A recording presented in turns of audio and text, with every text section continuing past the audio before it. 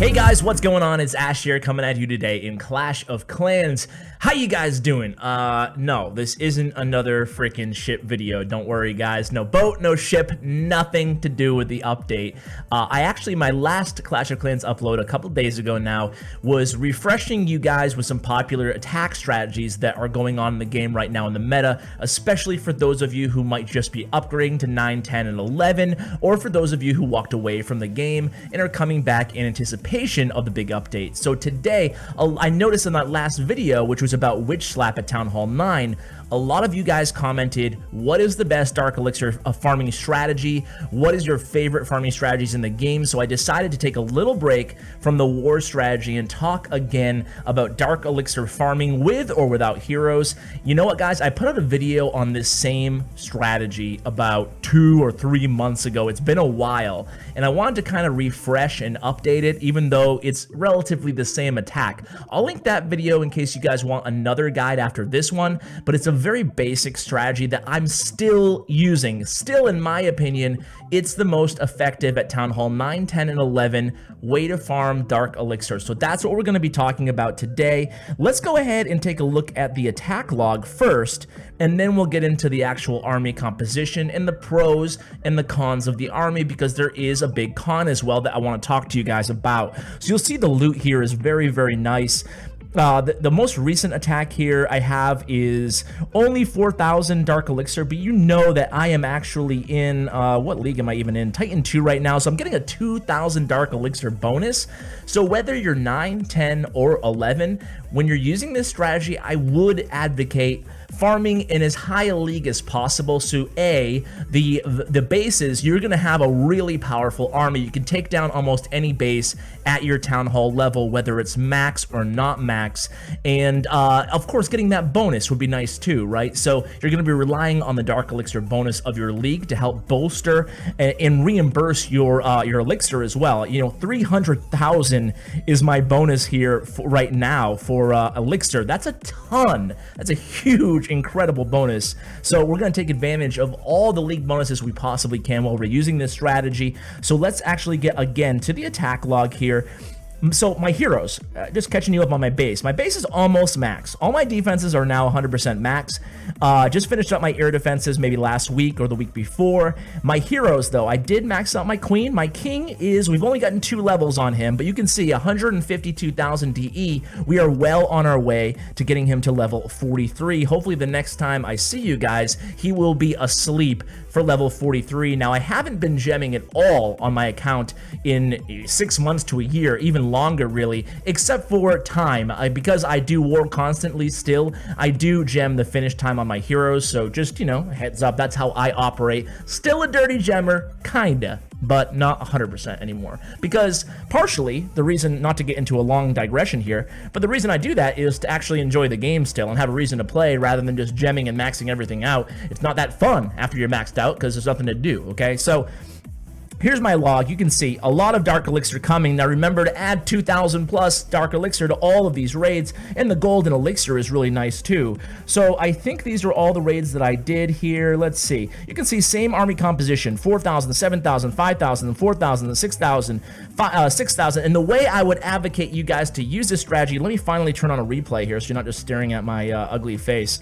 Let's turn on the good one. So the way I would advise you guys, if you're not boosting, to use this strategy is simply to do two attacks in a row, because now with a nice farming, how you can queue up an entire double army, you want to, on the first attack, try to conserve your heroes a little bit more. This strategy doesn't require heroes. Your heroes are a bonus. So on the first attack, maybe target a base without that's not totally max, or a base that you can easily access the Dark Elixir without using your heroes. That way they'll be at full health for your next attack and your army will already be ready. So 2 attacks at a time, that's probably the best way, unless you're boosting, that you're going to want to go ahead and execute this strategy. So you can see here, the strategy is pretty simple. Now, I like to carry 4 rage spells. The reason being is because 4 rage is more than enough to cover most of these maps that you're going to be attacking. You could bring haze spells, but again, this is a heavy, hardcore, Dark Elixir farming strategy. Now, if you want to be a little bit cheaper on the elixir, it's about 500,000 elixir cost per army. But you'll notice no dark spells, no dark army troops at all. I do carry a Lava Hound in the clan castle, but that's it. I mean, no Dark Elixir expended on my part. That means 100% profit. Every piece of Dark Elixir that I'm getting in these raids is going to be all mine, and that's the way I like it, baby. So if I'm gonna take down my mic here, geez, getting a little excited about Dark Elixir, guys. So here you can see there's not much to the strategy. It's very simple, which is why I like it and why hopefully some of you guys will like it too. So I'm going to go ahead and show you the next attack. This time, we're going to go ahead and talk about how to orchestrate this attack here. Now, if you want to make it a little bit cheaper on the elixir for whatever reason, you can add more balloons and less baby dragons since they're cheaper. However, I like going heavy on the baby dragons, and you're not really relying on the baby dragons' enrage ability in this attack. You're just swarming the baby dragons. So let's go ahead and watch an attack from the start here, and we'll try to get an idea of how exactly we're going about this strategy. Now, of course, I'm Town Hall 11, I'm facing other Town Hall 11s, and I have a Grand Warden. Now, if you're Town Hall 10, same strategy, guys. Town Hall 9, same strategy. To bring a Lava Hound in your clan castle, you're going to bring Zap Quake for 1 air defense, and you're going to bring baby dragons and balloons, okay? So it's not going to change much. I thought about having my clanmates kind of do this at Town Hall 9 and 10 to show you guys, but then after I watched a couple replays, I was like, wait, this is kind of very basic. It's the same thing. You're doing the same attack, so it doesn't really matter what Town Hall we're going against, because obviously as a Town Hall 10, hopefully you won't be going against many Eagle Artilleries. As a Town Hall 9, hopefully you won't be contending with as many Inferno Towers, okay? So here it is. Here's the army. I have 10 balloons, I have 19 baby dragons, I have a Lava Hound in the clan castle, I have 4 rage spells, I have 1 Zap Quake combo here, which I'm going to use, and basically what I'm looking for here on this base is, first off, what direction are the air sweepers located in, so I can kind of navigate around them from my entry point. The second thing I want to look at is obviously where is the Dark Elixir. So important, and there's 3 areas or 4 areas that it could be in, right? Dark Elixir storage, Town Hall, Clan Castle, and of course the Dark Elixir drills. So you want to identify where the Dark Elixir is. You can see this attack has tombstones in the village. That means that somebody else previously attacked this village, meaning that it could be an inactive village, meaning that the elixir might be evenly distributed amongst the Dark Elixir storage. You can see it looks to be about half full there almost, and the Town Hall, of course, the Clan Castle, if they have anything in their treasury, you can see here by the coins on the top, there's probably a little something in that treasury, and of course, probably going to be a significant amount of Dark Elixir in the pump. So in a base like this, you really want to try to take out everything. So how do you decide what air defense to Zap Quake?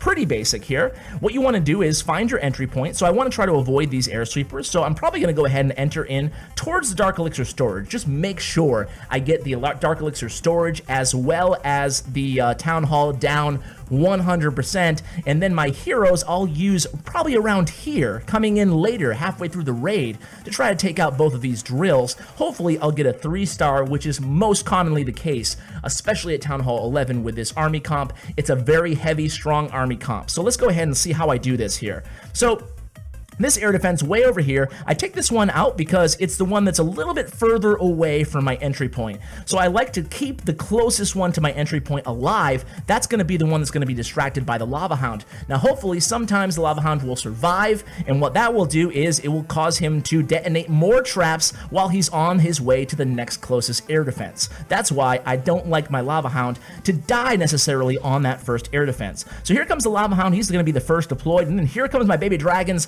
all deployed with like all my fingers I can possibly get on the map, right? And then we're just waiting. I basically just go ahead and use my my rage spells. It's as easy as that, right? The baby dragons easily take down the queen. Baby dragons have a lot of HP and they do a lot of damage. So I mean, it's such an easy attack here. I'm gonna go ahead and use my Eternal Tome ability. If you are Town Hall 11 and you do have a Grand Warden, you're basically want to save that Eternal Tome ability for when your troops start to engage the Inferno Towers. Now here you can see all these baby dragons and the heroes kind of merged together over here, but I know at this point that the base is pretty much 3-starred or very close to at least, because I know I get the town hall down, but you can see the heroes do so much work, and the Grand Warden has kind of merged with my heroes and all these baby dragons here. So let's go ahead and fast forward. You can see baby dragons doing work here. Heroes still alive. I used the Barbarian King Enrage of Iron Fist, ability to go ahead and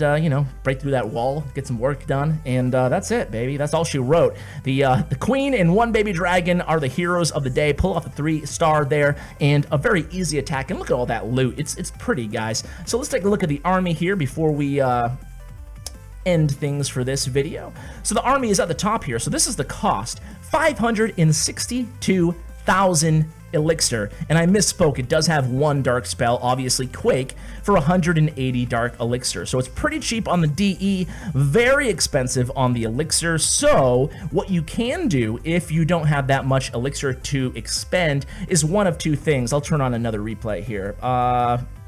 Let's see. What haven't we shown here? Let's just show a random one. This one is fine. They're all ring bases, or most of them around here. I don't know what you guys have been seeing in your leagues, but I've seen so many ring bases. So basically, okay, so what you want to do is what I like to do is target bases that have enough elixir that I'll be able to replenish the cost of the army. So that's a large task. Oftentimes, I'm probably skipping, I don't know, probably skipping around 10 to 15 times per attack until I find a village that I'm satisfied with. I want to make sure there's a lot of elixir and a lot of dark elixir. Now, I'm also farming my level 12 walls. So I like gold too, so I like to sometimes pick bases that are, you know, obviously if they're inactive, I'll take it no matter what, as long as the loot is there. But basically, I like to take bases where I can kind of plug away at my walls at the same time getting my Barbarian King maxed out. You can see again here, pretty easy with this strategy. I love it. If you guys can't find the elixir, what I was going to say, if you can't find the elixir to kind of satisfy the elixir cost of this strategy, which I can easily do because I'm so high in league, so that bonus 300k really does help me a lot. If you guys can't do that, what you can do is you can just switch to a cheaper army to try to replenish your elixir in between these attacks. So if you have the time, if you're on boost, I mean, it depends on your schedule and your play style, but what you can do there is just go ahead and go, you know, giant, just classic healer giants or something like that, still farming dark elixir, but it's much a cheaper army, and you can kind of selectively target what resource you want or where the resources are on an easier base, a non-max base. So that's an option for you guys.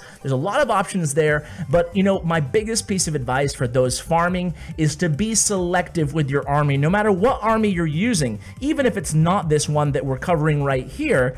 Just think about it. It's pretty obvious, like this base right here, right? I mean, there's not a ton of dark elixir, only 4k plus my bonus, 6k, I'll take it, right? But look at how easy this base is. The Inferno Tower's upgrading and dead, so I zap quick the air defense farthest away from my entry point. That way I have a better shot of 3-starring, and of course, ironically, I don't, but I got like 97%. I got all the loot, and that's all that really matters. So the idea here, again, guys, is when you're farming, use the resources that you're not trying to farm on your army. It's pretty obvious, but you know, it's the biggest farming tip I can give you guys. If you're going for elixir, if you're trying to, you know, farm up your brand new Grand Warden, or you're just working on walls, use a dark elixir army. Train a heavy Valkyrie army or something like that, or a lava loon army with very few balloons, maybe like, you know, 10 to 14, and then heavy on the lava hounds and the minions, lava loon yin, excuse me, and that will help you, you know, get gold and elixir faster. So just think about what resource you want, and then don't use that resource for your army. That's why when I like to dark elixir farm, this is the army I'm using, baby. So guys, I hope you enjoyed this video. Give me suggestions, guys. Remember, I do read and respond to every single comment that is left in the first hour after my uploads. I always like hearing from you guys. It's so important to me that I continue to drive my channel in the direction that you guys want to see it go in. So thanks again for watching. Ship, around the corner maybe. Not this week, I hear. I don't know. We'll see. So guys, thanks so much for watching. Shout out to my YouTube partner, Bren Chong. You can see his information in the description below. Thank you guys. Really means a lot that you're continuing to stay with CWA after all these years. Oh, shucks. Guys, thanks for watching, and as always, Take care, guys.